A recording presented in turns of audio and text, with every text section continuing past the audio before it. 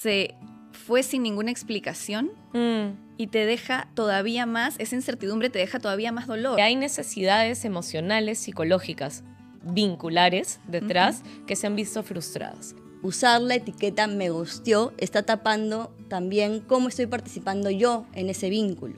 Puede que en este episodio se toquen temas sensibles para ti o que te movilicen emocionalmente. Si es así, puedes escucharlo en otro momento o pedir ayuda profesional.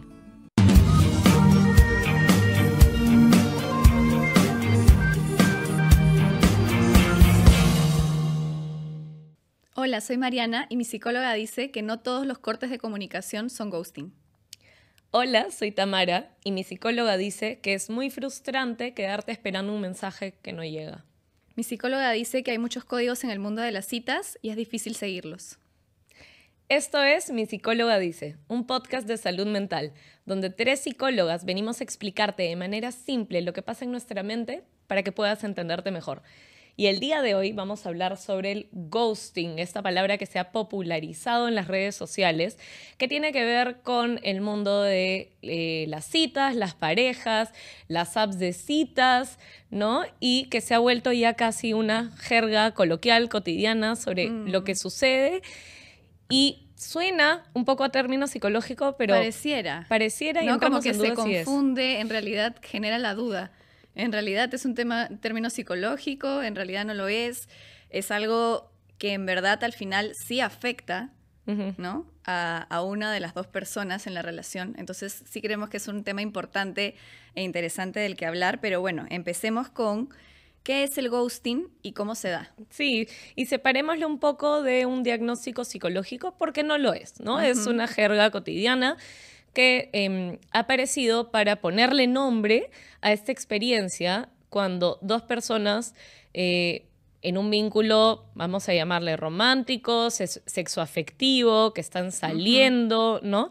Pero están en alguna etapa previa a formalizar la relación, ya sea que se han conocido, que salen, que son casi algo, por ponerlo en términos cotidianos, y una de las dos se desaparece. Deja de responder o deja de contactar a la otra. Y desde el lado de la persona que deja de recibir una comunicación aparece esta idea de me ghosteó. Es decir, ghost, fantasma, parece como que se desapareció del mapa. Se desvaneció. Estaba se ahí y desapareció de del un mapa. momento a otro ya no está. Así Y es. te deja como un montón de preguntas, ¿no? De confusión. Es como utilizar la tecnología como medio para desaparecer. O más bien, no usarla para seguir apareciendo de alguna manera, ¿no? Claro. Y entramos un poco en la duda de por qué aparece en ese momento inicial, ¿no? Porque uno no gustea a la persona con la que tienes una relación de pareja de años, O ¿no? con la que estás viviendo. Exacto, ¿cómo la vas ¿no? a gustear? ¿Cómo la vas a gustear si está ahí? Claro, pero aparece curiosamente en este momento inicial de las relaciones en donde nada está definido, ¿no? No hay reglas claras, códigos ¿Qué claros. somos? ¿Cuál es el término? Así ¿Estamos? ¿No estamos? ¿Somos enamorados? O se están conociendo, o el recién haber empezado a conocer a alguien, tal vez haber tenido un encuentro casual, o estar recién conociéndose, o en el mundo de las apps de citas, de Tinder, de Bumble, de todas las muchísimas que hay, ¿no? El no continuar una comunicación que se inicia, ¿no? Y aparece necesariamente en este momento inicial de no definición, de incertidumbre. Y como decías, hay una gran complejidad de variables que se pueden entender de lo que está pasando ahí, dependiendo, yo creo, del lado de quién se lo entienda, de la persona que se desaparece, entre comillas, o de la persona que deja de recibir una comunicación. Sí, entonces hablemos de como una diversidad de escenarios en los que se puede presentar el ghosting, ¿no? No es necesariamente algo determinista donde es uno el culpable y el otro es el agredido o el que espera pasivamente, sino que puede haber, creo, bastantes escenarios que podemos analizar en los cuales se presenta una persona que ghostea y una persona que se siente ghosteada. Me parece bien importante porque creo que la tendencia de las redes sociales a etiquetar estas situaciones, que claro, las etiquetamos para sentirnos validados, tal vez para compartir códigos, ¿no? Para yo decir, me ghosteó y tú ya entiendes a qué me refiero, ¿no? Tal vez para comunicarnos como más fácilmente, por eso es el lenguaje a fin de cuentas. Claro, para resumir lo que pasó. Para resumir lo que pasó, que es válido, ¿no? Como necesidad. Pero es importante entender que, claro, hay una gran diversidad porque no todas las situaciones son iguales. Si yo digo me gustó y pienso tú ya sabes a qué me refiero, en realidad no, estoy hablando de la persona con la que vengo saliendo hace un montón de meses y que repentinamente y sin previo aviso me dejó de responder mensajes y yo le sigo escribiendo y los ignora y los ignora y los ignora. O una persona que conocí una noche y simplemente no me contactó o no me contactó de vuelta, ¿no? Creo que son escenarios distintos. Sí. Y que tal vez más que definir esto sí es ghosting, esto no es ghosting, y el objetivo no es a qué le ponemos una etiqueta, sino el llevarnos a pensar y a entender las situaciones para poder tal vez desenvolvernos mejor o entendernos un poco mejor en cómo nos afectan estos escenarios. Sí, creo que lo interesante es que mientras hablábamos del tema, llegamos a un punto donde dijimos, este es un tema reflexivo, o sea que te invita un poco más a la reflexión más que a ser determinista. Claro. Porque al final, como son tantos los escenarios en los que uno se puede sentir ghosteado o uno puede ghostear, ¿cómo puede ser tan determinista y decir, entonces esta persona que ghostea tiene estas características? Sería como... O es malo, es mala, él no vale la pena, red flag, ¿no? Claro, ¿no? Sí, y terminamos calificando y clasificando un poco a las personas en base a una conducta. Y creo que como psicólogas sabemos que una conducta no hace un diagnóstico, una conducta no define toda la personalidad y detrás de una conducta hay un montón de razones y de interpretaciones detrás, ¿no? Entonces, primero para comenzar, ¿no? Porque todo en las relaciones de pareja tiene muchos enfoques dependiendo de dónde se lo mire. Si queremos pensar desde la persona que es ghosteada, la persona que deja de recibir una comunicación, ¿cómo se puede sentir? ¿Qué impacto emocional puede tener?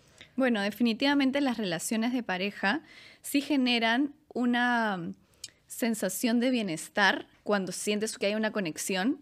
E incluso si es que nos vamos un poco más atrás, nuestro cerebro identifica las relaciones como una necesidad de supervivencia. Es verdad. ¿No? Entonces sentimos que de la nada eso que creíamos de repente era una relación o nos ilusionaba de que sea una relación, ya no se da y automáticamente se activa estos circuitos del dolor, esta incertidumbre, ¿no? Entonces se siente como peligroso, estás perdiendo tu vínculo, te estás abriendo emocionalmente. Claro, miedo, ¿no? Dolor, incertidumbre, enojo. No es fácil definitivamente y creo que sí es importante darle validez a lo que esa persona siente, ¿no? Creo que es bien importante lo que dices porque en esa línea la persona que se siente frustrada, molesta, confundida, ¿no? Estamos hablando de que hay necesidades emocionales, psicológicas, vinculares detrás que se han visto frustradas. Si yo estaba empezando a abrirme emocionalmente contigo, es decir, estaba necesitando sentir cercanía emocional, vulnerabilidad, y te alejas, te vas, desapareces, esa necesidad mía, ¡pum!, se queda cortada. Claro. Si yo empezaba a entender que, ¿no?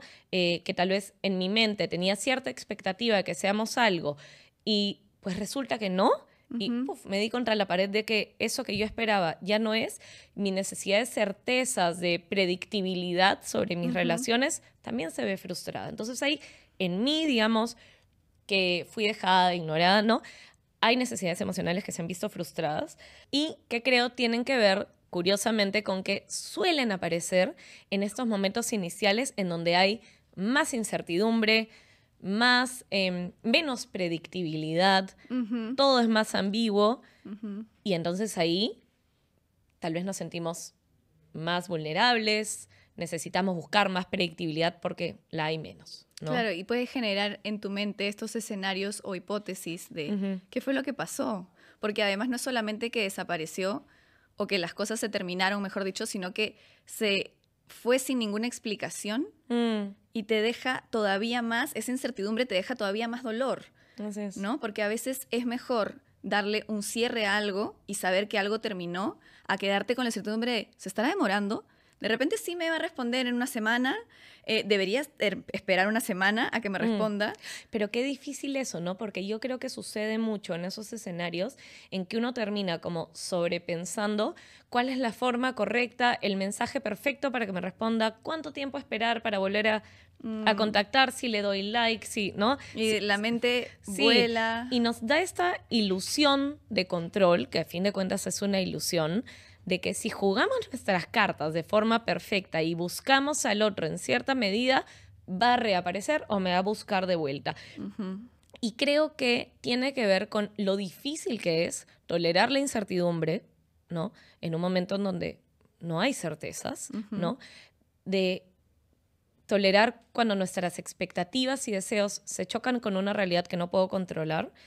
Y también el hecho de que poner una etiqueta de el otro me gustó y yo me quedé esperando, quizás nos pone también en una posición pasiva a la espera de que el otro tome acción y no me permite evaluar cómo yo estoy involucrándome en esa relación. ¿Qué he hecho yo? Si yo lo he buscado, ¿qué puedo hacer? Si he preguntado, si he dicho, oye, ¿no? Me quedé esperando. Es como que no es importante, entonces, en base a lo que dices, solamente, o mejor dicho, no es importante centrarnos en qué fue lo que le pasó a él o ella en su mente, qué fue, ¿no? Tratar de generar estas 1001 hipótesis de qué puede haber sido lo que pasó, ¿no? Y por qué te dejó de hablar, sino centrarme en mí también y escucharme un ratito y decir, a ver, si es que no me habla en una semana, ¿eso es algo que yo quiero aceptar? O sea, puede ser que él o ella lo haga, pero yo lo quiero aceptar, es algo que va conmigo, es algo que de verdad me habla, algo que me genera un dolor, ¿no? Empezar a trabajar en esto que te genera a ti y no necesariamente poner el foco en tratar de dar explicaciones de lo que le pasó al otro. ¿No? Y antes de adelantarnos a pensar en qué podemos hacer y cómo lo podemos manejar, pensemos también desde el otro lado, ¿no? La persona que ghostea. Y yo creo que ahí también podemos abrir un abanico grande porque desde el otro lado, tal vez esta persona recibe una etiqueta que no tiene idea que está recibiendo, ¿no? Tal vez del otro lado podría pasar que esta persona no se entere que hay una respuesta que se está esperando. Piense que no había una comunicación que continuar porque desde su perspectiva la situación era otra. O sea, entendía diferente. De repente no había nada. O sea, para esa persona de repente no había un vínculo que... Claro, no había un vínculo que continuar y de repente era como que, ya, algo como que una salida de una vez y para esa persona desde su percepción las cosas quedaban ahí. Creo que hay un montón que entender ahí, ¿no? Porque...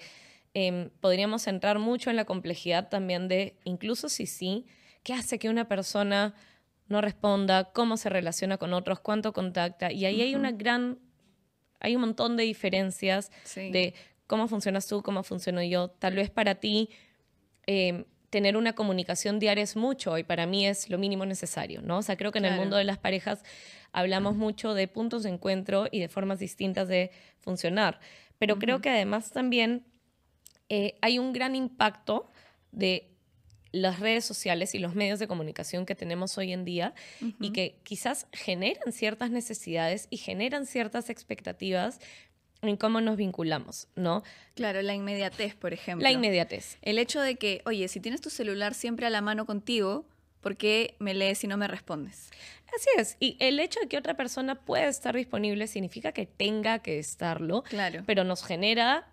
más esa necesidad o nos genera más escenarios en que notamos si la persona está o no está, si me busca o no me busca, si responde o no responde. Claro, y en realidad es como un poco a veces pensarlo desde el lado de uno, que todos vamos a funcionar de la misma manera. O sea, si es que a mí me provoca levantarme todas las mañanas y decirle buenos días, de repente esa persona se levanta y con las justas se toma un café y se va a trabajar y no le da para, ¿me entiendes? Para escribir o leer un mensaje. Entonces...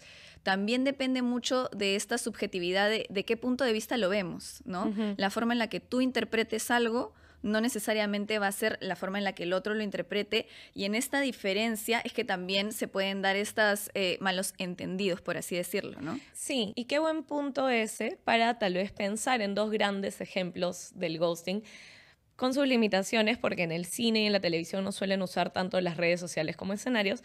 Pero yéndonos para atrás, lo que hubiese sido el ghosting en tal vez el siglo anterior, The Notebook o Diario de una Pasión, dirigida por Nick Cassavetes y protagonizada por Ryan Gosling y Rachel McAdams.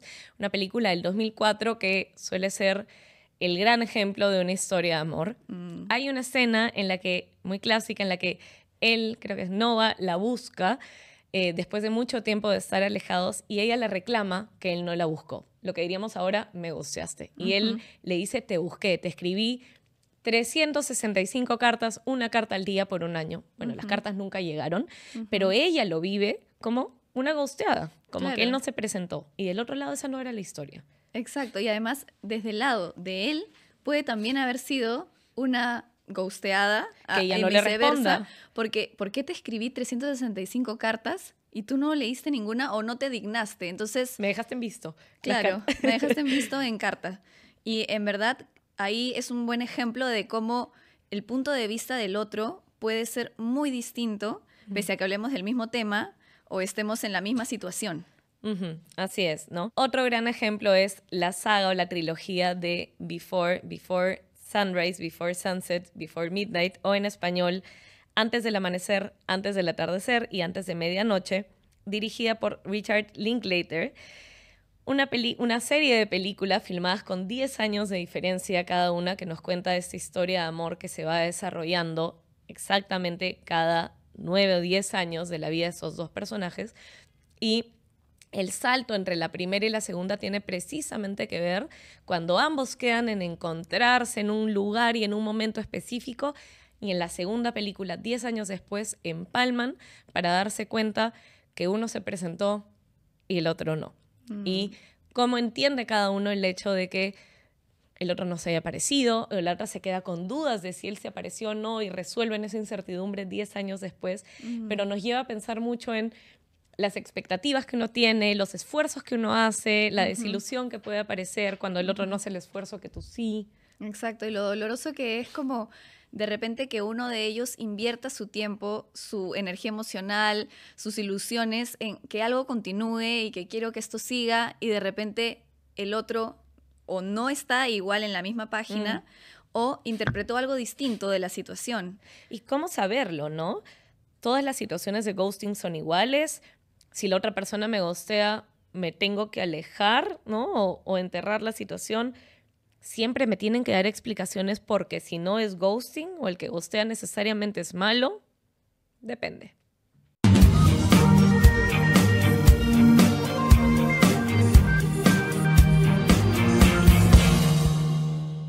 Entonces, ¿de qué depende cómo tomar, cómo llevar y cómo entender el ghosting? En realidad hay un montón de factores a tomar en cuenta, ¿no? ¿Cuál es nuestra situación? ¿Cuáles eran mis expectativas? ¿Cómo se ha dado la comunicación? Y creo que, como veníamos hablando, tomar en cuenta tanto mi perspectiva, mi sensación, ¿no? Mi punto de vista, el de la otra persona, pero también considerar el de la pareja como un todo, Como nuestra un tercer comunicación. espacio, digamos. Así es, Claro. nuestra comunicación, cuánto nos hemos entendido mutuamente, ¿no? O sea, es como tomar en cuenta mi forma de ser, que puede ser distinta, probablemente siempre somos distintos de la forma de ser del otro, y también de que en ese momento podemos tener unas expectativas y una intención distinta. No tenemos que estar los dos exactamente alineados en el inicio de la relación o de la posible relación. Así es, y creo que ahí vale que tomar en cuenta que al inicio, cuando las parejas empiezan, o incluso antes de que empiecen, estamos hablando no solo de un momento de incertidumbre, como decíamos hace un rato, sino también de un momento de diferencia. Quizás yo estoy buscando algo mucho más claro que tú. Quizás mis expectativas son distintas a las tuyas. Y quizás los ritmos de lo que yo estoy buscando no son los mismos de los tuyos, y yo tengo tal vez mucha más claridad y certeza de lo que hago y de lo que quiero, y tal vez eso no se encuentra necesariamente con tu lado, con lo tuyo, ¿no? Y ahí estamos hablando también de tolerar la diferencia, pero Exacto. también de entender las diferencias que están ocurriendo. Y de tolerar la frustración en caso no se dé, porque como tú bien dices, a veces uno sí puede tener la idea de que cuando va saliendo con alguien implica que ya eso va a dar un siguiente paso naturalmente, y a veces no es así desde el otro lado. Y no tendría en verdad por qué ser así necesariamente en todos los escenarios. Así es, y creo que esto que dices de tolerar, ¿no?, la frustración de lo que implica, muchas veces pasa que nos adelantamos un poco leyendo en exceso señales que no necesariamente son lo que son, ¿no? Pero que en nuestra mente y en nuestras expectativas esa frustración termina significando algo. Para ponerlo un poco como, ¿no?, en ejemplo, quizás el que tú no me escribas o no me contactes con la misma frecuencia que yo quisiera, para mí es frustrante y es doloroso y quizás yo lo voy a interpretar como una falta de interés de tu parte. Y entonces yo voy a asumir que no te interesa, que no me quieres buscar en la misma medida que yo. Y yo voy a decir, bueno, si no le intereso tanto, puedo decidir no continuar. Quizás no tiene que ver con una diferencia en los intereses, sino con una diferencia en los ritmos, en nuestras formas de comunicarnos. En nuestra idea de qué le corresponde a él o a ella hacer. Exactamente. ¿No? Claro, y eso tiene que ver un poco con la idea de qué creo yo que le corresponde al otro en ese momento. De repente yo creo que el otro tiene que ser más activo, ¿no? Y yo no tanto. Y eso se relaciona un poco con la influencia quizá de las expectativas sociales que uno puede tener, ¿no? En esto culturalmente, en relación al género, ¿no? ¿Qué piensas un poco de eso? Sí, de todas maneras, ¿no? Creo que también venimos un poco de este paradigma de que el hombre suele ser el que se espera que tome la iniciativa, se espera que sea el que tiene que buscar. Ojo que no en todos los países, pero es verdad de que nuestra sociedad latina está más relacionada con eso. Así es, y tiende a haber esta expectativa social, ¿no? De que se espera que te busque más, que proponga los planes, ¿no? Y a la mujer culturalmente se suele quedar en un lugar más pasivo, que no tiene por qué ser así, ¿no? Claro, como esperar que sea el hombre el que tenga que hablarme porque tengo que esperar que él me pida salir.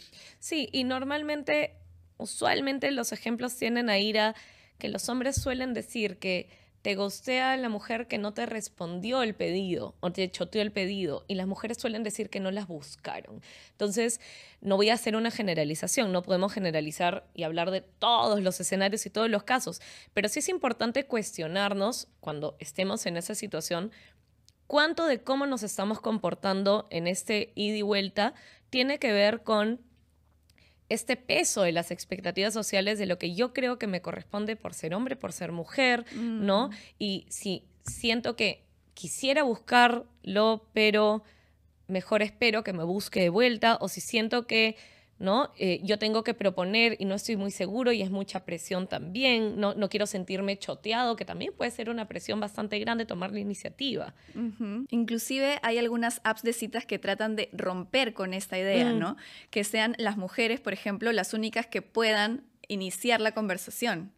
Así es, que tenía también que ver con un tema de cuidado, ¿no? Pero que bueno, que lo dejaremos también para otro episodio. Pero qué importante pensar en estas influencias externas, ya sean las redes sociales, ya sean las expectativas de género, ya sea lo que nos dicen las otras personas que deberíamos o no deberíamos hacer, y tratar de regresar la atención en nosotros, en lo que yo quiero, en lo que me provoca hacer, en cómo me estoy comportando en este vínculo, y si eso va con lo que estoy deseando, con lo que estoy sintiendo, o si por el contrario estoy poniendo demasiado peso en cumplir con ciertas normas a causa de mi propia frustración y de quedarme con las dudas de qué hubiese pasado si. Claro, es como lo que dijimos hace un momento de volver a uno mismo y realmente ser un poco más dueños de lo que uno cree que le provocaría hacer en ese momento y a lo que también está dispuesto a acceder en ese momento, más que el deber ser, ¿no? Así es. Lo que socialmente corresponde, nada más. Así es. Pero pensemos también en otros escenarios, ¿no? Porque suena bastante ideal que si cada uno regresa a sí mismo y es congruente con sus deseos y nos acercamos y tomamos la iniciativa, todo va a ir mejor. Seguramente sí, con mayor comunicación, pero también hay algunos escenarios en donde sí hay cierta intencionalidad del otro lado de no responder el mensaje, ¿no? Claro, hemos hablado de distintos ejemplos donde la percepción del otro es subjetiva, pero en realidad también hablamos de qué pasa con estos escenarios donde sí hay una intencionalidad, ¿no? De dejar o de normalizar el desechar la relación y pasar a otra, ¿no? Sin cerrar, ojo. No es que ya no me interesa esta persona, entonces te comento que quiero cerrar o conversamos sobre esto, lo ponemos a hablar, sino simplemente desaparezco y entonces, ¿no? Lo dejo en stand-by y no hay, ¿dónde está la responsabilidad afectiva en ese sentido, ¿no? Así es, y creo que tiene que ver con sí ciertas situaciones o ciertas tendencias en donde nos acostumbramos a no pensar en las necesidades de los demás, ¿no? En no pensar en qué impacto tiene en el otro la comunicación que doy o la comunicación que no doy. Es el reconocer que mis acciones y lo que venimos construyendo y lo que yo te doy a entender, incluso con mis silencios y mis ausencias, son una comunicación. Y son algo que genera emociones, genera un impacto emocional, genera expectativas. Y es también considerar qué estoy generando yo en los demás, qué están entendiendo y ser empático con eso, ser considerado con el otro. Exacto, pese a que de repente no es que los dos estemos en el mismo punto, pero no se puede negar que algo hubo, o sea, hubo una comunicación, hubo un intercambio, y el dejarlo también todo en stand-by y desaparecer. O en ambigüedad, ¿no? O en ambigüedad o en esta incertidumbre eterna, sí va a generar un impacto en el otro, ¿no? Entonces, el naturalizar, el dejar relaciones abiertas a medias, ¿no? Y nunca cerrar, también nos hace esta pregunta, ¿no? Como decimos, yo creo que es un episodio un poco reflexivo, más allá de cerrar respuestas, ¿no? Pero justo pensábamos en relación a esto, ¿cuándo sí es que se relaciona con responsabilidad afectiva? Cuando uno de verdad está siendo como poco empático, ¿no? Con los sentimientos del otro, y puede ser que ¿no? Una persona diga, bueno, con esta chica ahorita ya, ¿no? No me interesa más, la dejo ahí en stand-by y de repente me voy a conversar con otra y cuando me provoque regreso a la chica anterior, por eso nunca lo cierro. Claro. Sí, y definitivamente creo que sí es importante, uno, en estas situaciones, bajo el riesgo de ghostear y hacer sentir mal al otro, hacerse la pregunta de qué me está generando a mí también estas situaciones vinculares en las que tal vez me cuesta cerrar, me cuesta dar explicaciones o me cuesta dar la cara o me cuesta comunicar mi falta de deseo, mi falta de intenciones de seguir. Y puede haber un montón de razones detrás, ¿no?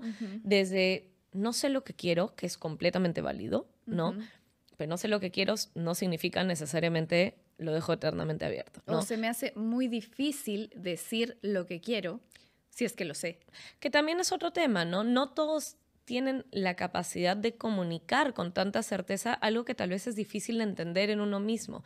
Y a veces pasa que estas situaciones de incertidumbre y de cercanía de los primeros momentos de la relación, para muchas personas también puede generar muchas emociones difíciles porque el compromiso, la vulnerabilidad también se pueden sentir como riesgosas para muchas personas y se activan una serie de mecanismos mentales que dejaremos para otro momento en donde las personas buscan distancia y a veces afrontar y explicar también tienen que ver con acercarnos al otro y eso es algo que más bien nos pone alertas y que nos es difícil de afrontar, como tolerar la culpa de alejarme. Es como tratar de hacer que desaparezca ese malestar en ese instante, ¿no? Es como cuando nosotros presencialmente podemos decir, ay, quería que me trague la tierra, pero tenías que enfrentar la situación porque estabas físicamente ahí.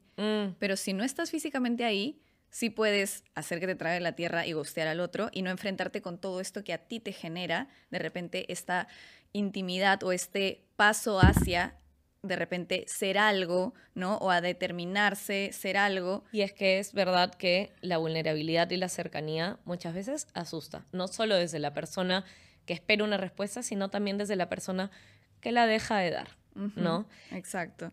Y en ese sentido también pensamos que puede hacer una persona ghosteada, ¿no? Para hacerse cargo y elaborar un poco lo que se queda sintiendo. Bueno, qué importante considerar y poner el foco en ¿qué hice y cómo manejé la situación? Comuniqué lo que necesitaba, comuniqué lo que esperaba, busqué yo también a la otra persona, o me puse pasiva únicamente. Y si es que sí lo hice y aún así me sentí frustrada, ¿no? Dejado, poder darle un lugar a entender esas emociones y ver qué puedo hacer yo para llevar las cosas de manera diferente la próxima vez. Exacto, como tomar ese momento, como decíamos, para volver a uno y no solo centrarnos en hipótesis, ¿no? De lo que pudo haber pasado, sino también en escucharnos a nosotros, porque todo eso nos da información también de nosotros y de lo que nosotros estamos dispuestos a seguir aceptando o no. Así es. ¿No? En base a construir una relación de pareja. Así es. Y al final la no comunicación también es una comunicación que podemos tomar. En relación a este tema, vamos a escuchar a Andrea con las recomendaciones.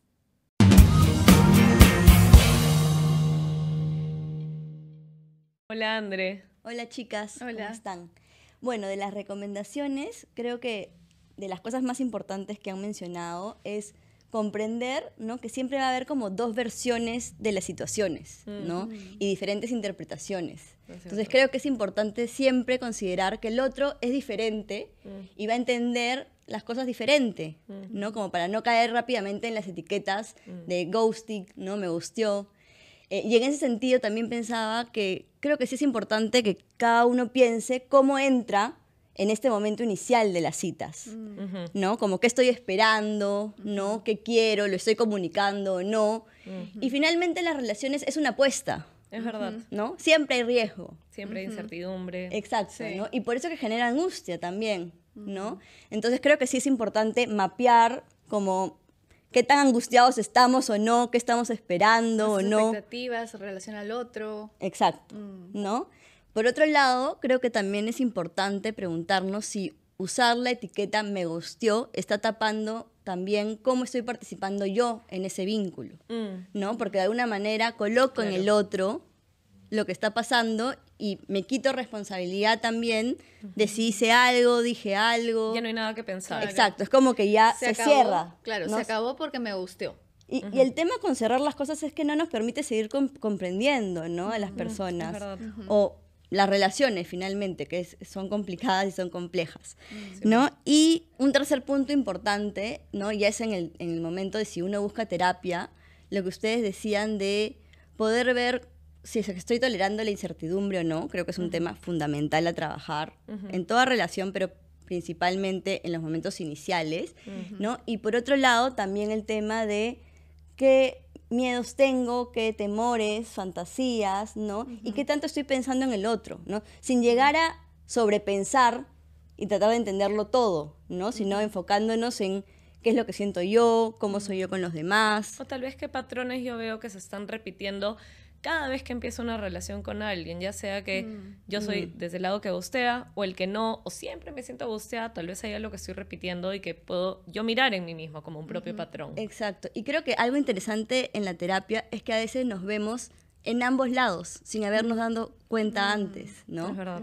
Y eso es bacán, porque es como, oye, yo he hecho esto, pero antes me pasó que estaba del otro lado, Claro. ¿no? O quizás no me di cuenta que lo hice y ahí también podemos abrir la posibilidad de quizá el otro tampoco se dio cuenta que lo hizo Tal cual. conmigo, ¿no? Exacto.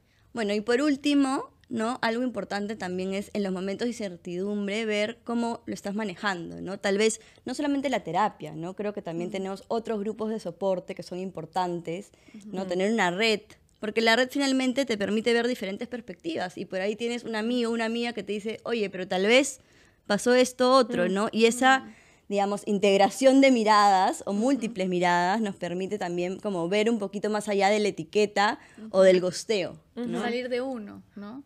Para ver otros puntos de vista. Y también ver que también se puede buscar la satisfacción de esas necesidades de intimidad y de cercanía en otros espacios que tenemos. ¿no? Exacto, eso también romper un poco con estos ideales de estoy en búsqueda de la pareja Y al tal inicio cual me está en tiene mi que dar todo. Claro, ¿no? Y tal cual está en mi cabeza, ¿no? Eso creo que es bien importante porque finalmente estamos en un proceso de conocer a la otra persona y que tampoco vamos a conocerla totalmente, ¿no? Al inicio, es verdad. Eso es bien importante. Qué importantes estas recomendaciones y considerar que siempre todos estos aspectos que estamos hablando son cosas que se pueden seguir trabajando de forma individual, incluso si no estamos empezando una relación de pareja nueva. Así es. Y recuerda que si quieres atención psicológica puedes entrar a psicólogamente.p y solicitar una cita. Gracias por las recomendaciones, André. Gracias por escucharnos. Y mi psicóloga dice que nos vemos en el próximo episodio. Chao. Chao a todos. Chao.